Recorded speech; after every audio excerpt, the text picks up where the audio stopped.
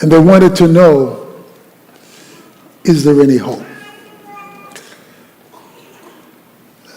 That's a question many people ask coming out of this previous year. Will the new year be any better? Can I hope for a better day, a change of circumstances,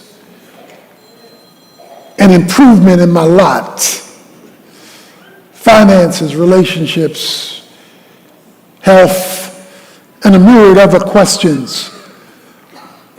Because for many people, they were losing oxygen last year. The ability to breathe, the ability to live life to its fullness. The question is there any hope? Then you look at the world in which we are now having to survive in. Even if your own personal circumstances may not be that bad, you may have raised the question, will things get any better? In our political discord, in our racial crisis, in our lack of civility, in our canceled culture, in our redefinition of humanity, will things get any better? And sometimes you don't even know who you can go and talk to because they may be as hopeless as you. It reminds me of the gentleman who was standing on the precipice of the bridge, threatening to commit suicide. A 911 call came into the police. There's this man on the precipice, and he's getting ready to jump to his death, do something. A police car was quickly dispatched, came upon the man and said, "Sir, stop, you don't have to do this." The man said, "Yes, I do. Life isn't worth living." He said, "Well, look, give me 5 minutes to explain to you why you don't have to do this. Then I will give you 5 minutes to tell me, after I've talked, why you think it's still necessary for you to end it all. So just 10 minutes before you make this decision." He said, "Okay." The officer waxed eloquent, the meaning of life. Things can get better. The dignity, he went on and on for his 5 minutes. The gentleman then took his 5 minutes to express why life was so empty. The policeman then reached out his hand. The man on the precipice reached out his hand and grabbed the policeman's hand, and they both jumped. Because sometimes your hopelessness rubs off on others. And we see that today, where people's pain is not only hurting them, but they're hurting other people. They don't mind damaging you to express how damaged they are. And so the question that we raise, or you know someone who does raise it, is will it get any better? Either for me, or for someone I know, or for the environment I'm in.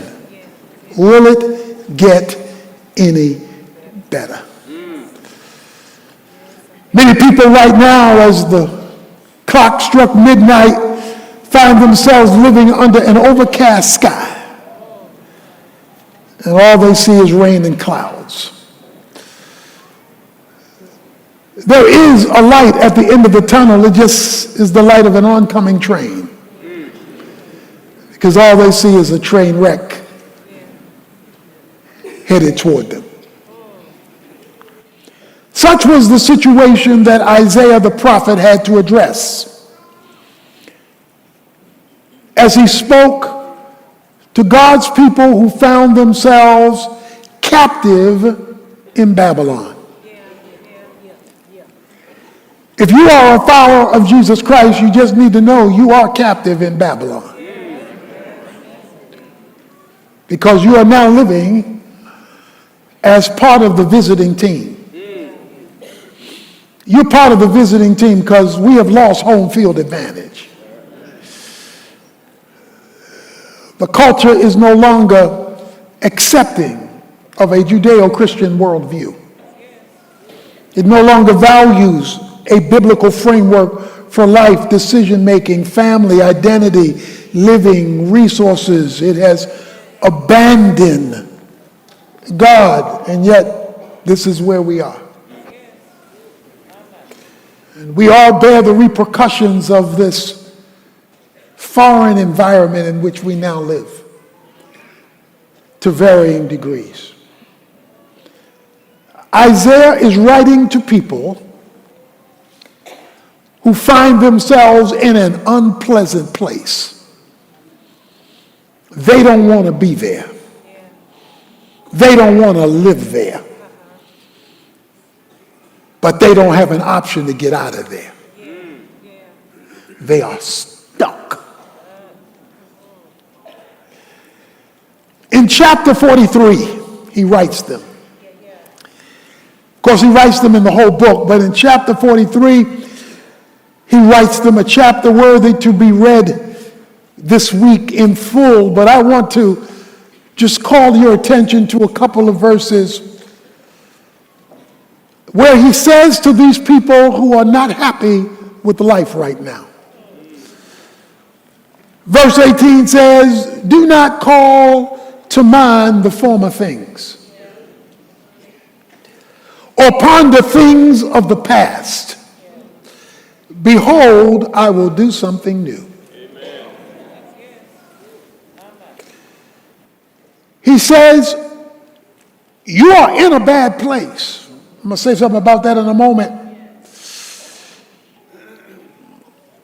And you look back at the former things, and there are a lot of unpleasant memories.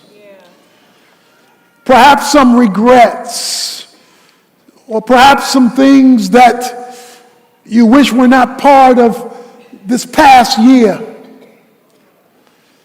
Just 3 days ago, me and my family were together, and we had to remember that this was the 3rd anniversary of my wife's passing, and the former things just show up. And they just don't make you feel that good. Amen. Amen. He says, you're not in the best place. But I don't want you to be controlled by yesterday.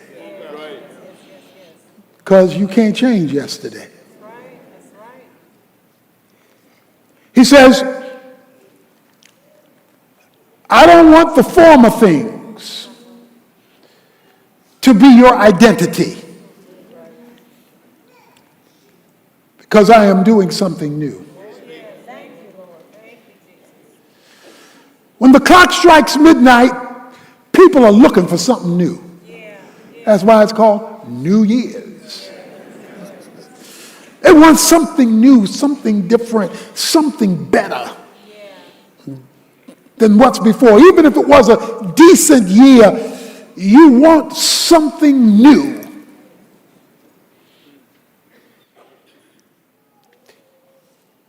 When many of you back out of your parking spaces, you will look in your rearview mirror because it will show you what's behind you. You need that rearview mirror as you back away. But on your way to your next destination, you will live in the windshield. On your way home, don't spend, please, too much time in your rearview mirror, or you're going to hurt somebody. Because the rearview mirror is to be glanced at, not lived in. It is the windshield of where you're going that should dominate, not the rearview mirror where you've been. The people had abandoned God. God's people had walked away from God and had adopted idols. false gods. An idol is any noun, person, place, thing, or thought that you look to as your source. God was no longer their source while they carried on their religion. So they still went to church. They still raised their hand in the air like they just don't care. They still did the religious thing, but after service was over, they went back to their idols. And as the result of their idolatry, God's judgment put them in the place where they were now captives to Babylon. And they were looking at their situation and they were saying, woe is me. Look at what we did that put us where we are. If we hadn't done that, we wouldn't have this. And they were suffering from the disease of regret. And I'm sure most of us, if not all of us, can look back. Maybe it wasn't last year. It could have been the year before that or the year before that. And you look back and you say, if I hadn't been there, I wouldn't be here. If I hadn't done this, it wouldn't be that now. And so they find themselves in Babylon. They find themselves in an unpleasant state. They find themselves in a place they didn't want to be.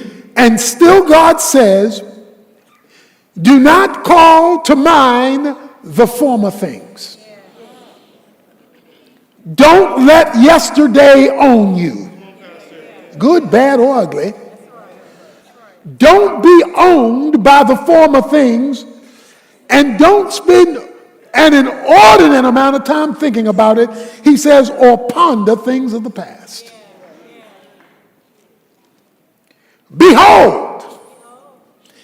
Now when the Bible says behold, that means behold.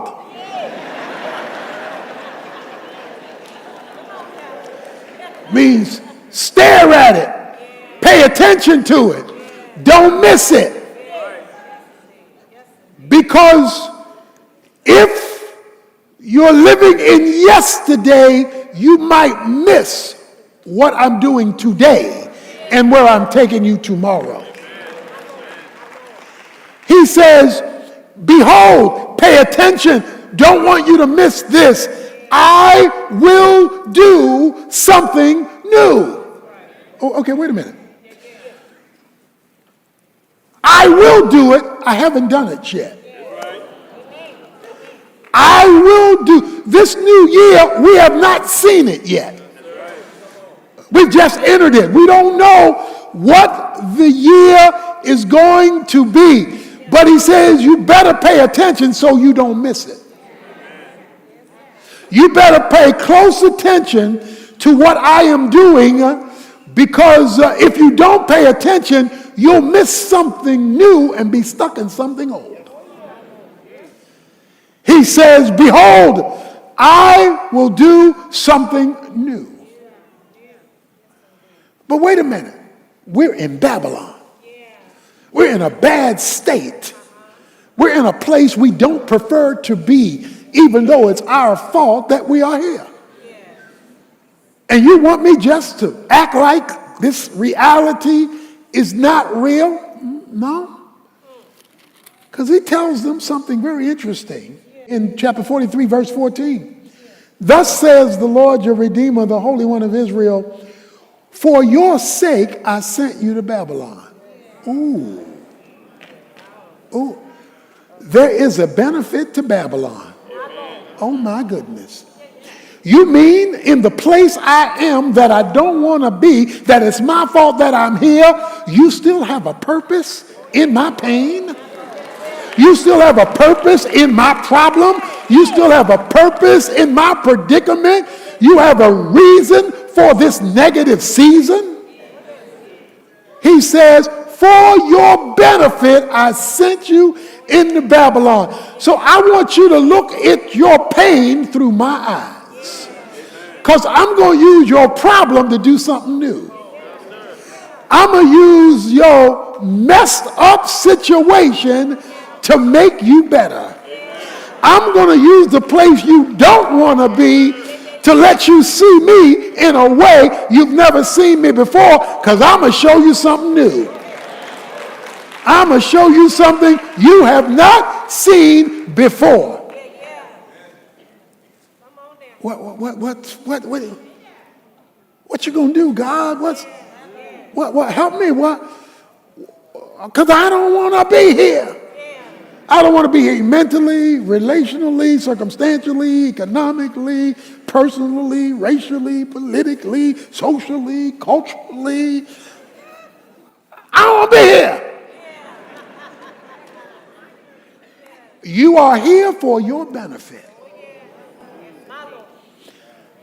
Even though you're going through a tough season, if you will behold, if you'll pay spiritual attention and look at it through new eyes, not just circumstantial eyes, but spiritual eyes.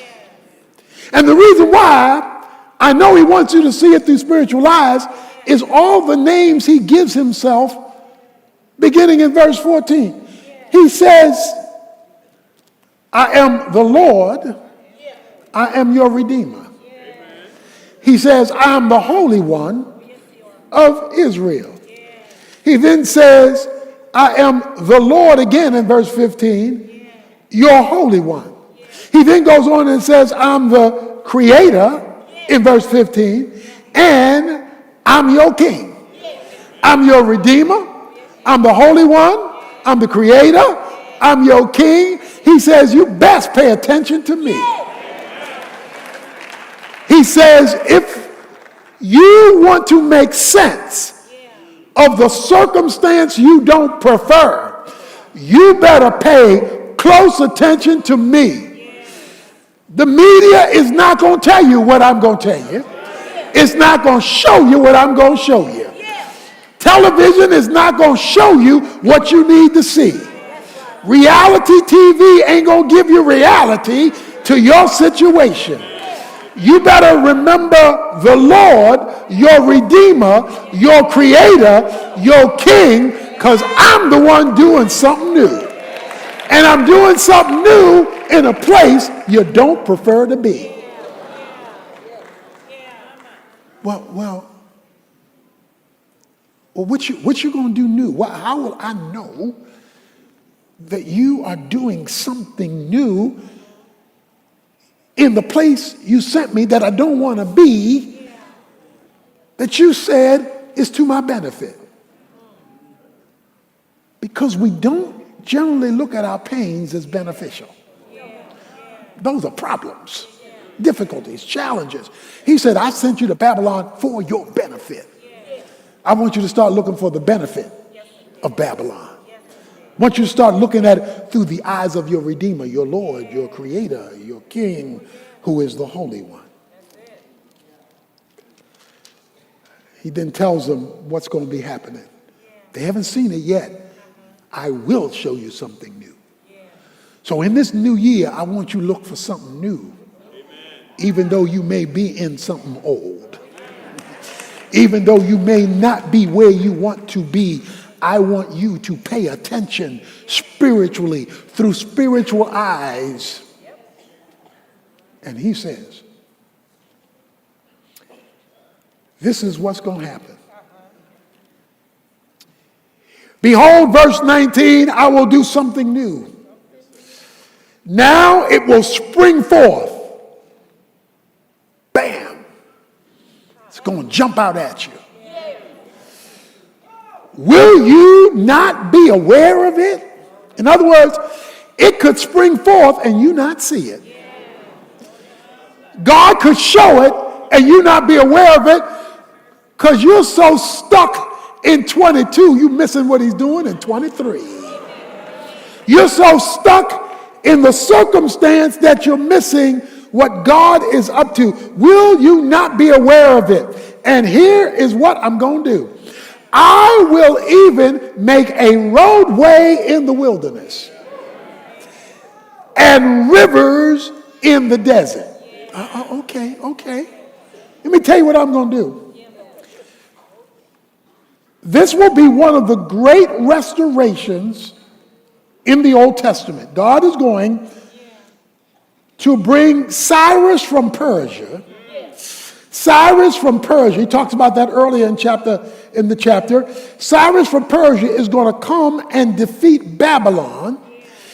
They're going to release the Jews to go back to their homeland. When they release the Jews from Babylon to go back to their homeland, they're going to have to go there through the Judean wilderness and desert. And it's just dry, parched land. Nothing to show there.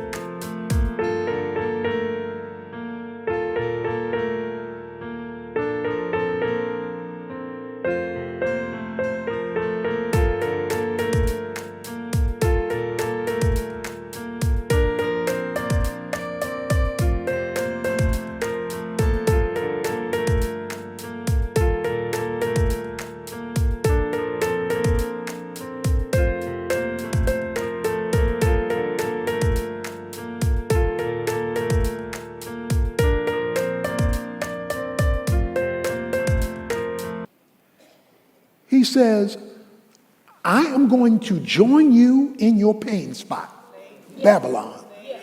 And I already have a plan that you don't know about, Cyrus. But they don't know about Cyrus yet because it hadn't happened yet.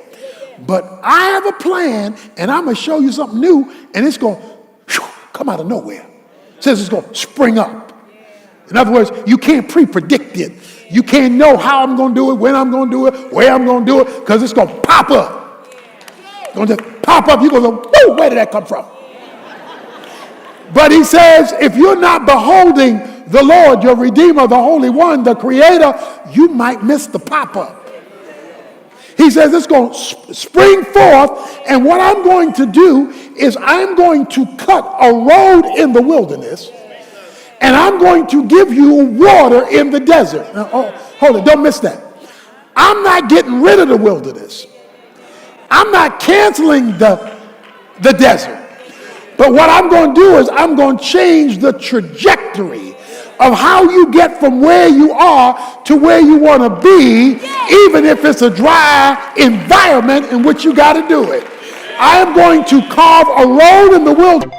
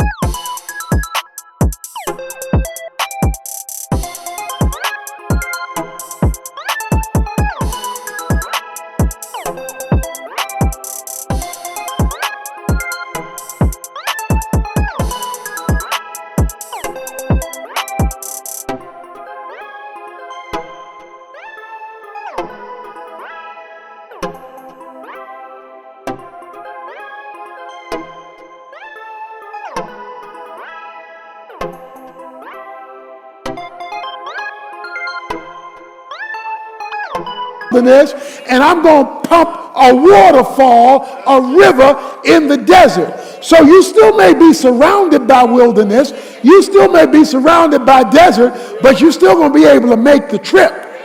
And you're going to be able to make the trip because I am going to spring forth something you can't see now, but if you pay attention, when it pops up, you'll know I'm taking you from where you is. I don't see it created, but I know who the creator is. And since I don't want to miss it, I'm going to get my praise on.